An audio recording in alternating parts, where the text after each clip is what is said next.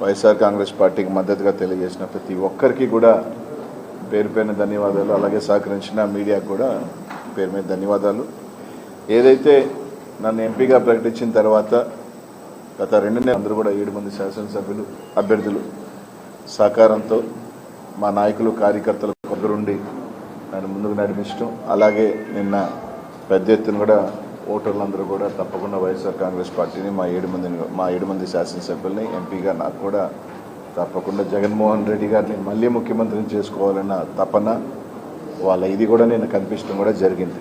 నిన్న 7కి 7 నియోజకవర్గాల్లో మీరు చూస్తే ఎప్పుడూ లేని విధంగా, అంటే ఎప్పుడో 15-20 సంవత్సరాల క్రితం జరిగిన వాతావరణం దాదాపు గత 10 సంవత్సరాలుగా మీరు తీసుకుంటే పల్నాడులో లేని వాతావరణం నిన్న చూడటం కూడా జరిగింది.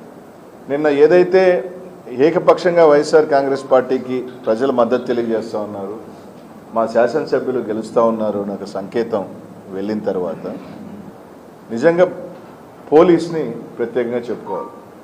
మాచర్ల దగ్గర నుంచి తీసుకుంటే మాచర్ల నియోజకవర్గంలో మీరు చూస్తుంటే కరెక్ట్గా ఒక 3 రోజుల క్రితం సిఐల్ని ఎస్ఐల్ని మార్చుకోవటం కూడా జరిగింది.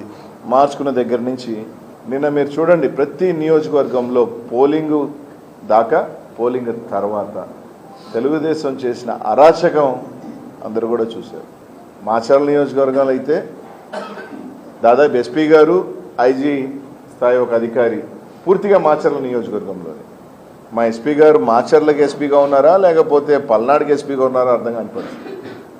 దాదాపు నిన్న 10 గంటల నుంచి పలానా ప్రాంతంలో సమస్య ఉందని ఫోన్ చేస్తామంటే ఎస్పీ గారు ఫోన్ ఎత్తరు. డిఎస్పీ గారు అయితే కంప్లీట్ పొద్దున 8 గంటల నుంచి ఫోన్లు ఎత్తే పనే లేదు. కలెక్టర్ గారు అప్పుడప్పుడు ఫోన్లు ఎత్తడం ఆరాగోరా స్పందించడం జరిగింది. ఈరోజు బాగా మీరు గమనిస్తే ఏదైతే తెలుగుదేశం పార్టీ గట్టిగా ఉన్న ప్రాంతాలలో అంతా అసలు పోలీసే లేదు. 3000 ఓట్లు ఉన్న దగ్గర ఒక్క police single men. YSR Congress party గట్టిగా ఉన్న దగ్గరలా తీసుకుంటే ఒక బెటాలియన్ ఓట్లు వేయనీయకుండా తెలుగుదేశం పార్టీ వాళ్ళు రచ్చ చేస్తూ ఉంటే చెదరగొట్టే ప్రయత్నం. అక్కడ మాత్రం యథేచ్ఛగా మీరు ఓట్లు వేసుకోండి, ఫోన్ చేసి చెప్తే సార్ పంపిస్తాం సార్, మేము లేదు, ఫోన్లు ఎత్తే పనే లేదు. తెలుగుదేశం పార్టీ ఒకవేళ అధికారంలోకి వస్తే ఏ విధంగా ఉండబోతుందో అనేది కానీ ఒక సంకేతాల్లాగా ఇచ్చారు. అది వచ్చేది లేదు, పెట్టేది లేదు. తిరిగి వైఎస్ఆర్ కాంగ్రెస్ పార్టీ జగన్మోహన్ ముఖ్యమంత్రి అవుతున్నారు. మేము అధికారంలోకి రావట్లేదు అన్న అక్కస్సు. అదే నిన్న 100 ఊర్లున్న మాచర్లో తీసుకుంటే 2 గ్రామాలలో పూర్తిగా డిఎస్పీ పొద్దునే సాయంకాలం దాకా 2 డిఎస్పీలు వేశారు 2 గ్రామాలలో. అదే ఒక మండలానికి సంబంధించి కనీసం ఒక ఎస్ఐ స్థాయి అధికారి కూడా తిరిగే పరిస్థితులు లేవు. ఎక్కడైనా ఒక మండలాన్ని డిఎస్పీని పెట్టి పర్యవేక్షణ చేస్తారు. కానీ ఒక 2 గ్రామాలు, సరే ఆ గ్రామాలు దూరమా 2 కిలోమీటర్ల దూరంలో ఉన్న 2 గ్రామాలలో గొడవలు కూడా లేవు. ఆ గ్రామాలలో అక్కడ మాత్రం కంప్లీట్గా 2 డిఎస్పీలు పెట్టారు.